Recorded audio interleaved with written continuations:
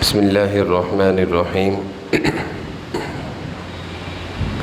الحمد للہ والصلاة والسلام علی سیدنا محمد وعلی آلہ واصحابہ اجمعین الحمد للہ والصلاة والسلام علی سیدنا محمد وعلی آلہ واصحابہ اجمعین اما بعد فاعوذ باللہ من الشیطان الرجیم بسم اللہ الرحمن الرحیم قل یا عبادی الذین اسرفوا علی انفسهم لا تقنطوا من رحمت اللہ ان اللہ یغفر الذنوب جميعا انہ هو الغفور الرحیم وقال النبی صلی اللہ علیہ وسلم التائب من الذنب كمن لا ذنب له وقال النبی صلی اللہ علیہ وسلم التائب حبیب اللہ صدق اللہ مولانا العظیم اللہم صلی علی سیدنا و مولانا محمد وعلی آل سیدنا و مولانا محمد وبارک وسلم اللہم صلی علی سیدنا و مولانا محمد وعلی آل سیدنا و مولانا محمد وبارک وسلم میرے قابل احترام بزرگوں عزیز بھائیوں، اللہ تعالیٰ نے اس مبارک مہینے کی مبارک گھڑیاں ہمیں عطا فرمائی ہوئی ہیں، اور اس مبارک مہینے کی مبارک گھڑیوں کی قدردانی خوش نصیب لوگ خوب کر رہے ہیں، اور اللہ تعالیٰ کی رحمتوں سے خوب لوٹ رہے ہیں۔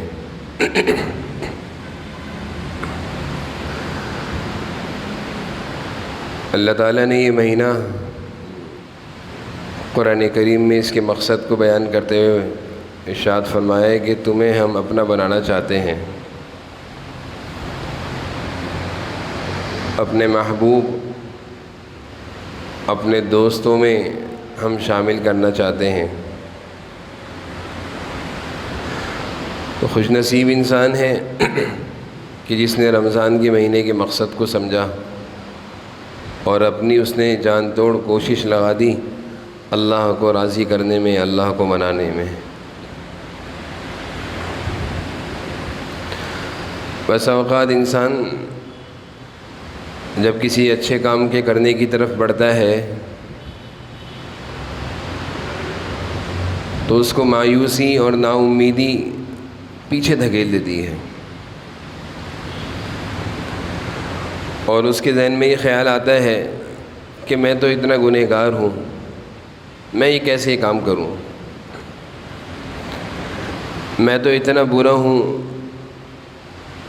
اور مجھ جیسا نالائق تو کوئی نہیں ہے، میں کہاں اتنا اچھا بن سکتا ہوں۔ تو اچھا بننا چاہ رہا ہوتا ہے، اللہ سے قریب ہونا چاہ رہا ہوتا ہے، لیکن مایوسی یا مایوس کن جملے، یہ معاشرے میں لوگوں کی مایوسی کی باتیں اس کو پیچھے دھکیل دیتی ہیں، اور ایک بڑھتا ہوا چڑھتا ہوا چلتا ہوا انسان اللہ کی طرف لپکتا ہوا، اس کی رحمت کو ڈھونڈتا ہوا لوٹتا ہوا انسان جب معاشرے میں رہتے ہوئے لوگوں کی مایوسی کی باتیں سنتا ہے تو رک جاتا ہے۔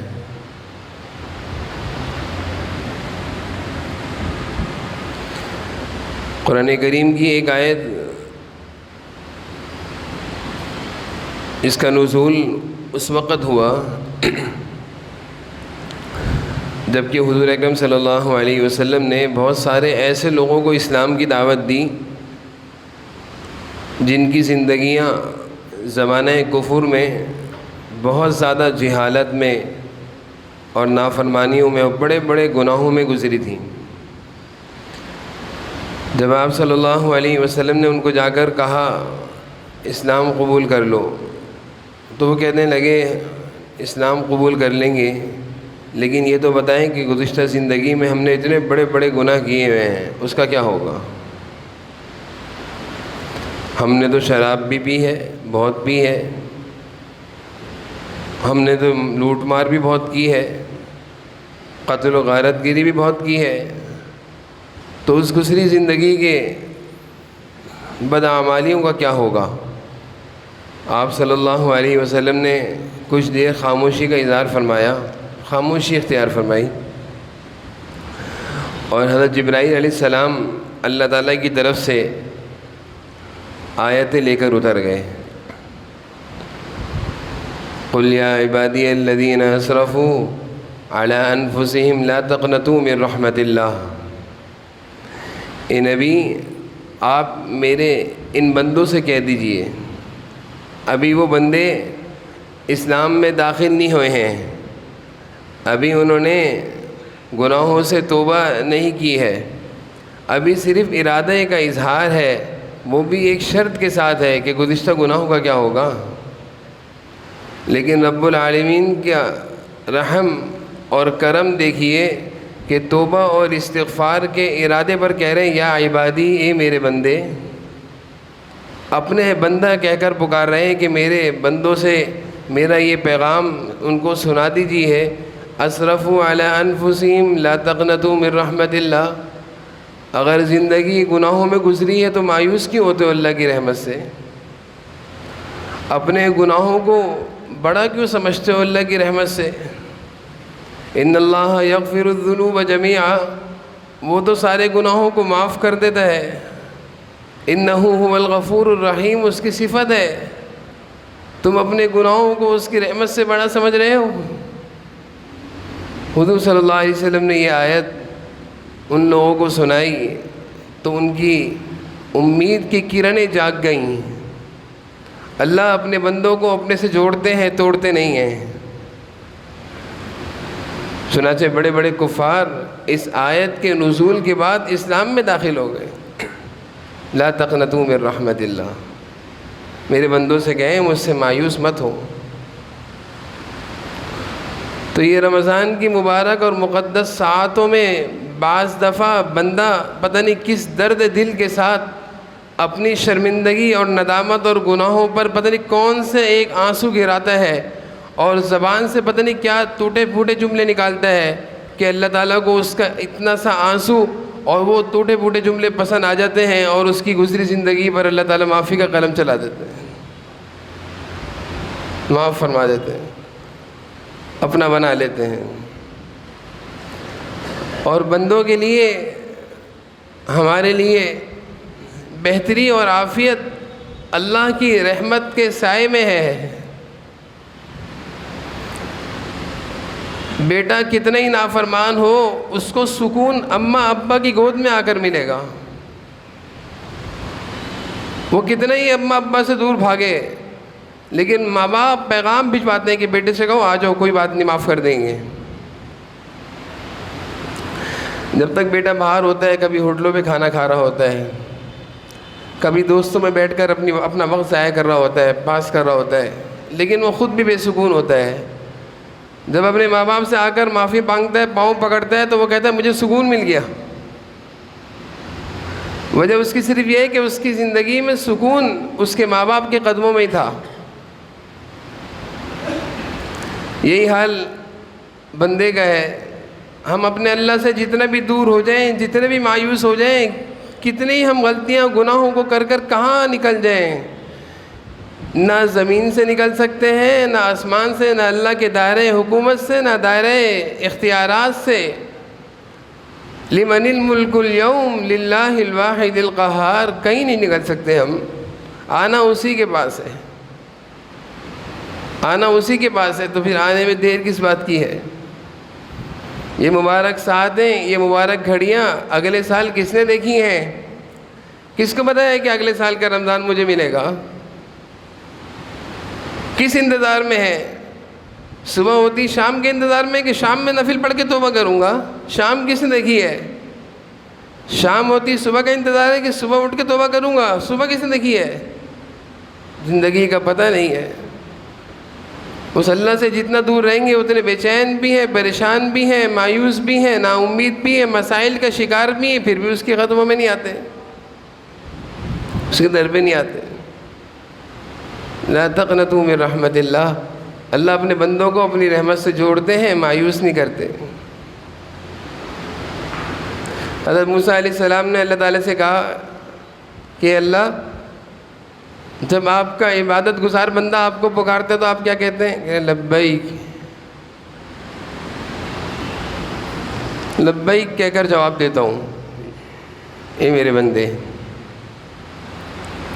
تہجد گزار لبیک، روزے دار لبیک، حاجی لبیک۔ اور اے اللہ، جب تیرا گنہگار بندہ تجھے پکارتا ہے تو فرمایا میں کہتا ہوں لبیک لبیک لبیک، آجا میرے بندے، آجا میرے بندے، آجا میرے بندے، تیرے لیے تو دروازہ کھلا ہوا ہے۔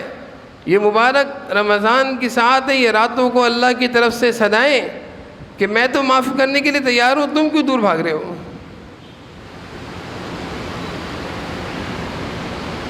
سفیان ثوری رحمہ اللہ آرام کر رہے تھے گھر میں، دروازہ بجا، بلکہ خواب میں دیکھا، اللہ کی طرف سے حکم ہوا کہ برابر میں جو شخص رہتا ہے اس کے جنازہ پڑھاؤ۔ الہام ہوا، دل میں خیال آیا کہ اس کے جنازے کے جا کے امامت کرو۔ حضرت سفیان ثوری رحمہ اللہ اٹھے اور دیکھا تو وہ برابر میں رہنے والا شرابی گنہگار، اس کا انتقال ہو گیا ہے، لوگ جمع ہیں، جنازے کا انتظار ہے۔ حضرت تو پڑھانا نہیں چاہتے تھے کہ زندگی گناہوں میں گزری ہے۔ گھر والوں سے پوچھا کہ کون سا اس نے ایسا عمل مرتے وقت کیا کہ میرے دل میں اللہ نے یہ بات ڈالی اس کے جنازہ جا کے پڑھاؤ۔ وہاں جب یہ مر رہا تھا تو ہم نے دیکھا اس کی آنکھوں میں آنسو تھے، جب یہ مر رہا تھا اس کی آنکھوں میں آنسو تھے۔ پتہ نہیں اللہ سے کیا راز و نیاز کی باتیں ٹوٹے پھوٹے الفاظ میں کر رہا تھا کہ اللہ اب تو تیرے پاس آ رہا ہوں، منہ تو اس قابل نہیں لیکن تو معاف کر دے، پاک صاف ہو کر آنا چاہتا ہوں۔ تو یا تو ہم اپنے گناہوں کو بڑا سمجھ لیں یا اللہ کی رحمت کو پہچانیں۔ لا تقنطوا من رحمت اللہ، اللہ کی رحمت سے مایوس نہ ہوئے۔ یہ مبارک گھڑیاں ہیں، یہ مبارک ساعتیں ہیں، یہ دن اور یہ رات جو گزرتے چلے جا رہے ہیں، چند دن رہ گئے وہ بھی گزر جائیں گے۔ پھر حسرت اور تمنا ہوگی کہ رمضان زندگی میں آیا اور میں اپنے کو بخشوا نہ سکا۔ وہ جبرائیل علیہ السلام کی بد دعا ہے کہ ہلاکت ہے اس شخص کی، اور حضور اکرم صلی اللہ علیہ وسلم کی آمین ہے کہ جو اپنی زندگی میں رمضان پائے اور مغفرت نہ کرائے۔ تو بھائی اس ہلاکت اور اس ہلاکت کی بد دعا سے اپنے کو بچاتے ہوئے اپنے اللہ کے در پر آتے ہوئے دیر نہ کریں۔ وہ یہ نہیں کہتا کہ پاک صاف ہو کر آؤ، وہ یہ نہیں کہتا کہ غسل کر کے آؤ، وہ یہ نہیں کہتا کہ آنے سے پہلے اتنا صدقہ کرو، اتنا خیرات کرو۔ وہ کہتا جس طرح بھی ہو ایک دفعہ زبان سے کہہ دو اللہ مجھے معاف کر دے، صدق دل سے۔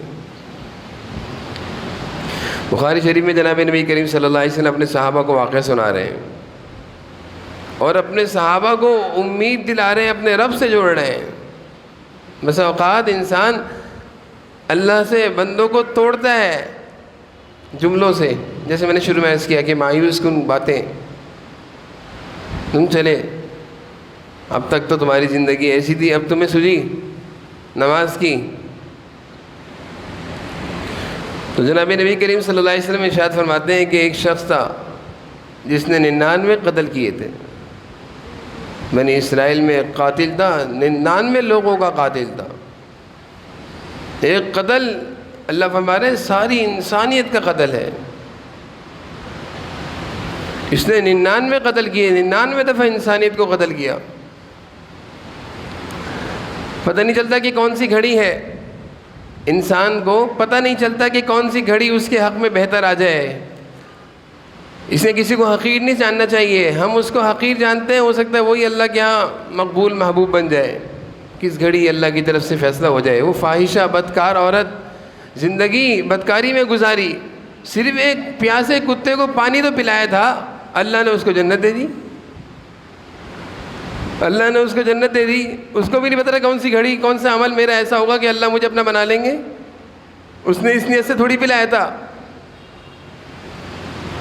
تو میں یہ عرض کر رہا تھا کہ بس اوقات زندگی میں کوئی ایسی گھڑی آ جاتی ہے انسان کو پتہ نہیں چلتا، اس کے دن بدل رہے ہوتے ہیں، اس کے دن بدل رہے ہوتے ہیں کہ اب تو ہمارا ہونے والا ہے۔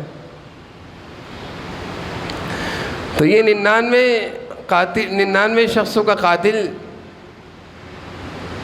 کسی عابد کے پاس گیا اور اس سے کہا میں نے 99 قتل کیے. وہ عابد تھا، عالم نہیں تھا، اللہ کی معرفت کو نہیں جانتا تھا.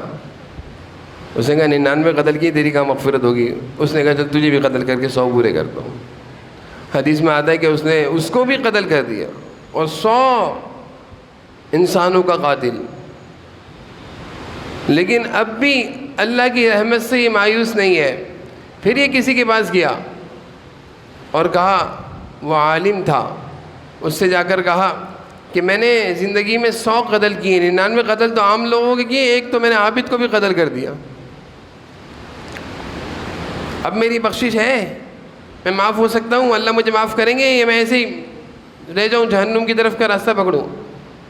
اس نے کہا کیوں نہیں ہے تمہاری بخشش؟ کس نے کہا تمہاری مغفرت نہیں ہے؟ کون کہتا ہے اللہ تمہیں معاف نہیں کرے گا؟ کس نے تمہیں اللہ سے مایوس کیا ہے تمہاری مغفرت. لیکن ایک کام کرنا ہوگا، اپنی زندگی کو تھوڑا سا بدلنا ہوگا. وہ کیا کرنا ہوگا کہ یہ جو تم جس بستی میں، جس علاقے میں، جس گھر اور جس دوستوں کی گیدرنگ میں رہتے ہو، اس کو چھوڑ دو اور ادھر ایک نیک لوگوں کی بستی ہے، وہاں چلے جاؤ. اس نے سچی طلب والا انسان، اس کو جون سا بھی راستہ دکھایا جائے وہ اختیار کرتا ہے. اس نے اس کے کہنے پر فوراً اپنی علاقے کو، اپنی بستی کو خیروات کہا اور نکل گیا اللہ والوں کی بستی کی طرف، نیک لوگوں کی بستی کی طرف. ابھی یہ وہاں پہنچا نہیں تھا، ابھی اس نے توبہ نہیں کری، ابھی اس کو توبہ کا موقع نہیں ملا. جناب نبی کریم صلی اللہ علیہ وسلم ارشاد فرما رہے ہیں کہ راستے میں اس کا انتقال ہو گیا. اب کچھ فرشتوں کی ذمہ داری ہے جو برے لوگوں کی روح لے جاتے ہیں، اور کچھوں کی ذمہ داری ہے جو نیک لوگوں کی روح لے جاتے ہیں. نیک لوگ جب مرتے ہیں تو ان کی روحوں کو تو بڑے اچھے انداز میں، خوبصورت جنت کے لباس میں اور پھولوں کا استقبال اور مختلف خوشیوں کی خوشخبریوں کے ساتھ ان کی روح اوپر جاتی ہے.